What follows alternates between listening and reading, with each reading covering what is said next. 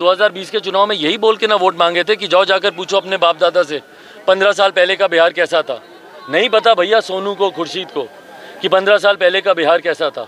उन्होंने तो आपका बिहार देखा जहां लाठी गोली की सरकार है। तो हटा दीजिए भैया सारी कानून की धाराएं, सिर्फ नीतीश राज चलेगा और नीतीश राज में पहले लाठी चलाई जाएगी और उसके बाद आपको गोली से आपकी हत्या कर दी जाएगी। यही कानून व्यवस्था बिहार की बनकर रह गई है। जिला प्रशासन ने सर एक वीडियो जारी किया है जिसमें बताया गया है कि भीड़ ने ही गोली चलाई।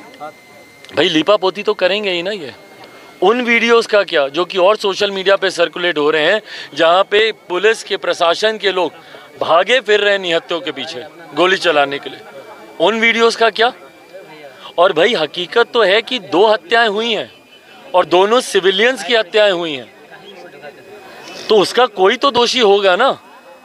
आप ये बोलकर लीपापोती नहीं कर सकते कि सिविलियंस की तरह के द्वारा ये किया गया। कौन घायल हुआ आपकी तरफ से और कहां से आए भैया उनके पास हथियार? कहां से आएंगे सिविलियंस के पास हथियार? तो ऐसे में जो 2 लोगों की हत्या हुई, ये जवाबदेही तो बनेगी ना। किसी की तो गोली चली, किसी ने तो गोली चलाई। कौन है वो लोग जिन्होंने गोली चलाई? ये प्रशासन की जिम्मेदारी है ना। और आज इतना दिन बीतने के बाद भी आज तक प्रशासन के लोग जवाब नहीं दे पाए। जवाब कहाँ से देंगे भाई? जो आना जरूरी नहीं समझते, जो परिवार के लोगों से, और बल्कि मैं तो नाम लिखकर, स्थानीय प्रशासन के लोगों का नाम मैं लिख कर दूंगा वहाँ पे कि भाई ये लोग कम से कम मानवता के आधार पर आए, परिवार से मिले, इनको सुरक्षा का भाव तो दे। उल्टा और डराने धमकाने का प्रयास किया जा रहा है कि जुबान खोलोगे, जितने गवाह हैं उनको डराया धमकाया जा रहा है कि भाई क्योंकि प्रशासन के लोगों के खिलाफ भी वो लोग गवाही दे रहे हैं। तो एक डर का माहौल इन्होंने और यहाँ पे पैदा किया हुआ। मृतक पे FIR कहाँ तक जायज है बताइए? अब इससे ज्यादा शर्मनाक, निंदनीय क्या होगा कि जिसकी आपने हत्या कर दी उसके ऊपर आप FIR दर्ज कर रहे हैं और जो पीड़ित परिवार है वो FIR दर्ज नहीं करा पा रहा है। इससे ज्यादा शर्मनाक कुछ हो सकता है? जो व्यक्ति आज की तारीख में इस दुनिया में नहीं है, शर्म नहीं आती इन लोगों को, उसका नाम इन्होंने FIR में इन्होंने लिखा हुआ है।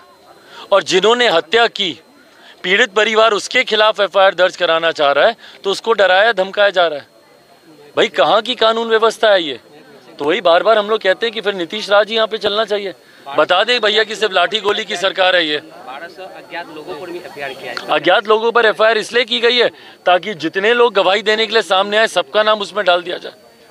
अज्ञात लोगों का नाम उसमें लिखना, और इतनी बड़ी संख्या में, ये लोगों को सिर्फ डराने के लिए किया गया है ना कि भाई जो उनके खिलाफ गवाही देगा अज्ञात लोग में उसका भी नाम डालेंगे, क्योंकि अज्ञात लोग आपको एक ओपन प्लेटफॉर्म देता है कि नाम चाहें आप उसमें लिखते जाइए। तो ये कहीं ना कहीं लीपापोती करने का प्रयास है। प्रशासन अपने कुशासन को छुपाने का यहाँ पे काम करने की कोशिश कर रही है। सर नियाज का इलाज चल रहा है सिलीगुड़ी अस्पताल में और खर्चे बहुत ज़्यादा आ रहे हैं, तो इसमें सरकार को क्या आगे बढ़ना चाहिए? भाई बिल्कुल बढ़ना चाहिए, सरकार की जिम्मेदारी बनती है भाई। आज अगर वो घायल है नियाज वहाँ पर, हम लोग खैर अपनी पार्टी की भी तरफ से उनकी जितनी हर संभव मदद होगी हम लोग करवा रहे हैं, पर ऐसे में सरकार की जिम्मेदारी बनती है कि कम से कम आप इलाज तो करवा दीजिए। भाई एक बिहारी ही है ना वो, और आपकी गलत नीतियों के खिलाफ वो लोग आवाज़ उठा रहे हैं और आपके प्रशासन के लोगों की वजह से आज उसकी ये हालत है।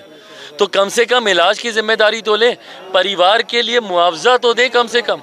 जिन्होंने खाने कमाने वाले सदस्य को खोया है, सरकारी नौकरी परिवार के लोगों को दी जाए, उचित मुआवजा ये दिया जाए। ये तमाम ये बातें खैर लिखित तौर पे भी लोक जनशक्ति पार्टी रामविलास की तरफ से लिखित तौर पे भी सरकार से हम लोग इन तमाम बातों की हम लोग मांग करेंगे।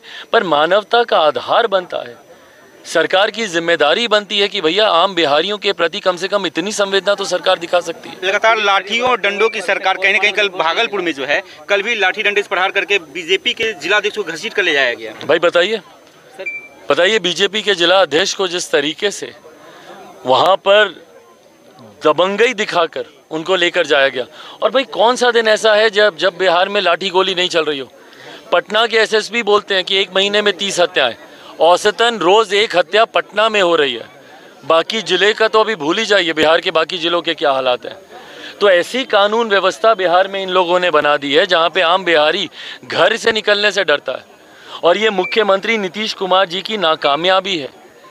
सबसे ज़्यादा विफल, सबसे ज़्यादा फेलियर अगर किसी के प्रशासन काल में अगर कानून व्यवस्था रही है तो मुख्यमंत्री नीतीश कुमार जी की। और यही कारण था कि 2020 में बिहार की जनता ने इनको नकार दिया था। दूसरों के आशीर्वाद पर, किसी की बैसाखी पर ये मुख्यमंत्री बने हुए हैं।